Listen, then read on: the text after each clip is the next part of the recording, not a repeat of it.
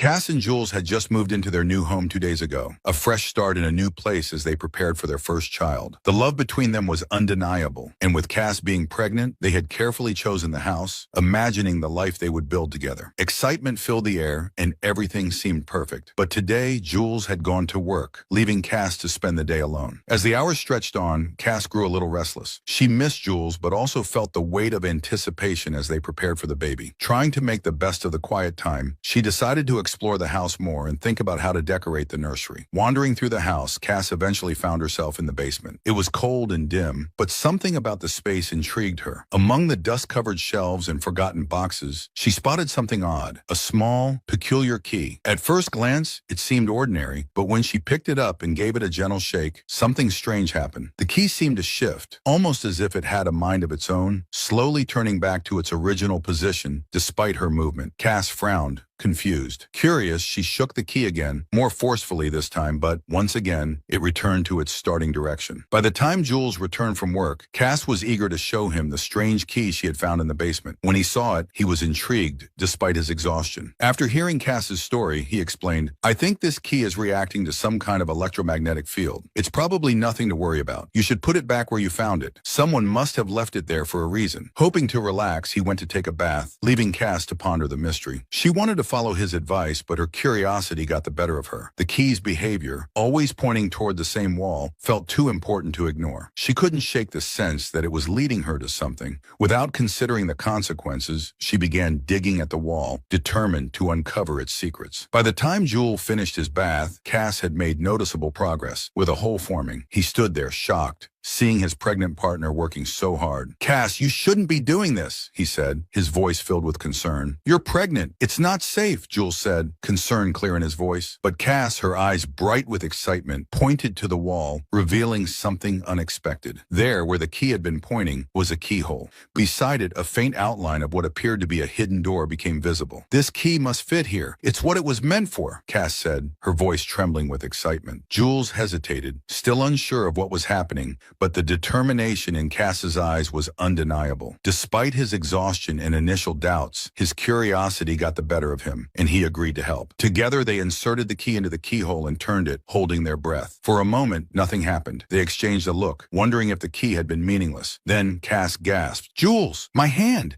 It's going through the door," she exclaimed, her voice filled with awe and disbelief. Jules stared in shock as her hand passed beyond the doorframe, as though the solid wall no longer existed. It was as if the door had opened into another realm entirely. "Is this a portal?" Jules murmured, his heart racing. The space beyond was unknown, shrouded in mystery. Jules, eager to explore, stepped closer, but Cass grabbed his arm urgently. "Wait, we don't know what's on the other side. It could be dangerous." After some thought, they decided to test the portal's mysterious nature. Cass wrote "Cass loves Jules" on a small ball and tossed it into the portal. They watched in silence as it disappeared. Minutes later, to their shock, another ball emerged, this time with a chilling message. "How do you know our name?" Stunned, they realized someone or something on the other side knew them. The unsettling revelation only fueled Jules's curiosity. "I'm going in," he said, determined. "I'll be back in 5 minutes. Don't worry." Cass, filled with dread, tried to stop him. "Jules, please don't. We don't know what's on the other side." But Jules reassured her and stepped through the portal, vanishing into the unknown. Cass stood anxiously, watching the door, waiting for him to return. 5 minutes passed, then 10. Her nervous pacing turned to panic as minutes became an hour, with no sign of Jules. By the time 5 hours had gone by, Cass was overcome with fear, unsure if Jules would ever come back. Cass could no longer ignore the gnawing guilt and fear. She had warned Jules to be careful, but hadn't listened when he urged her to leave the key alone. Consumed by worry, Cass decided she couldn't wait any longer.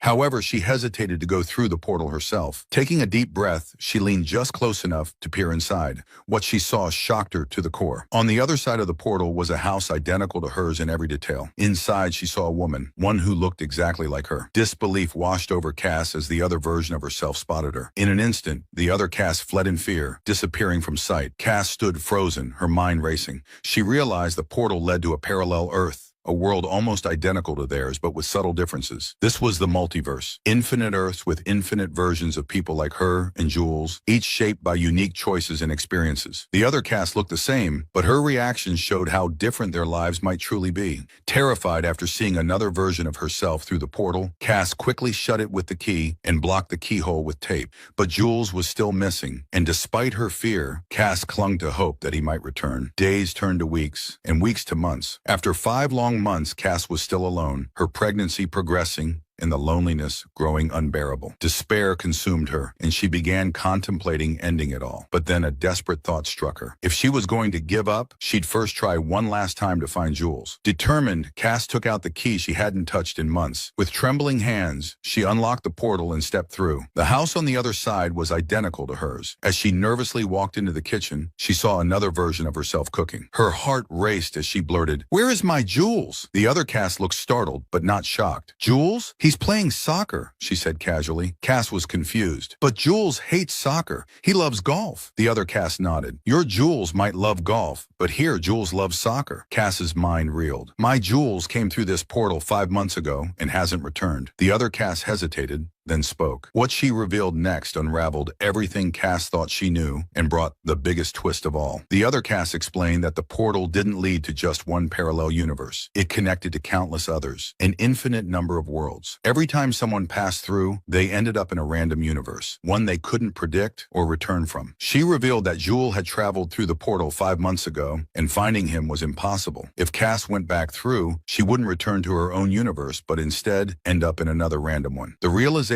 hit Cass hard. Jules was lost forever, trapped in an endless sea of parallel worlds. Shaken, Cass asked how the other Cass knew all this. "You're not the first," she replied calmly. "Many versions of you have come here, searching for Jules. That's why I wasn't surprised to see you." She explained she had thrown away her key long ago to protect herself and her Jules from the portal. Hearing this, Cass felt crushed. She had lost Jules and now the hope of finding him too. "Where do I go now?" she asked, her voice trembling. Despair twisted her thoughts. If she couldn't find her Jules, she could take the place of this other Cass. A dark plan formed in her mind. Seeing the other Cass as an obstacle, she grabbed a knife and attacked. The other Cass barely had time to react before she was gone. Now, with the other Cass out of the way, Cass took her place, determined to stay in this universe. But deep down, she knew she couldn't escape the guilt of what she had done. Jules was gone, and though she had control of this life, it would never be hers. Cass, desperate to hold on to what little she had left, devised a plan. Using a trick she had figured out, she retrieved the key from the real universe and hid the body of the other Cass, ensuring Jules would never discover what had happened. She couldn't let him know she had killed his version of Cass. When Jules finally returned home, Cass felt relief wash over her. After months of longing and despair, seeing him again melted her pain away. She ran to him, throwing her arms around him. To her, it didn't matter that this wasn't her real Jules. He was here, and she was happy. Jules, however, was confused. Cass's behavior felt off. Her mannerisms strange, though he couldn't understand why. Unbeknownst to him, the Cass before him was from a different universe, and his real Cass was gone. That night, Cass lay awake, unable to sleep. She had what she had been yearning for, but unease crept into her heart. While heading to the bathroom, she noticed something that made her blood run cold. Someone was coming through the portal. Frozen in fear, she grabbed toilet paper and threw it at the figure, hoping to stop them from entering.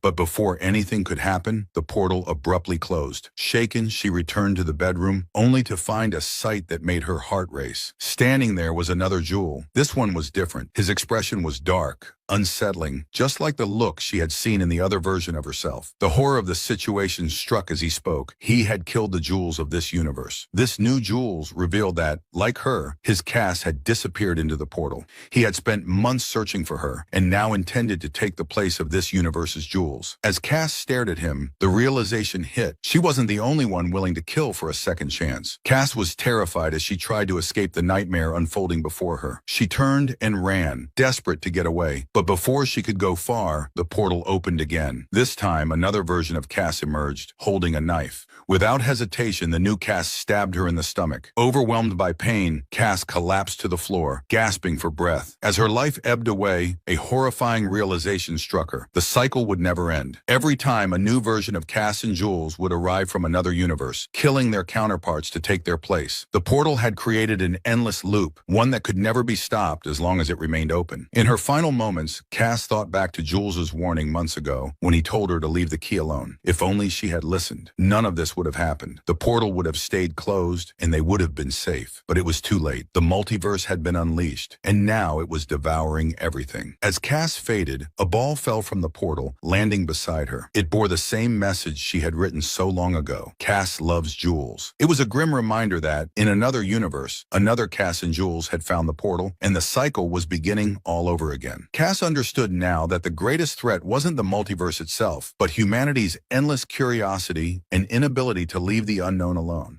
With her final breath, she closed her eyes, knowing that no matter where they were in the multiverse, they were doomed to repeat the same mistakes, searching endlessly for what they could never truly understand.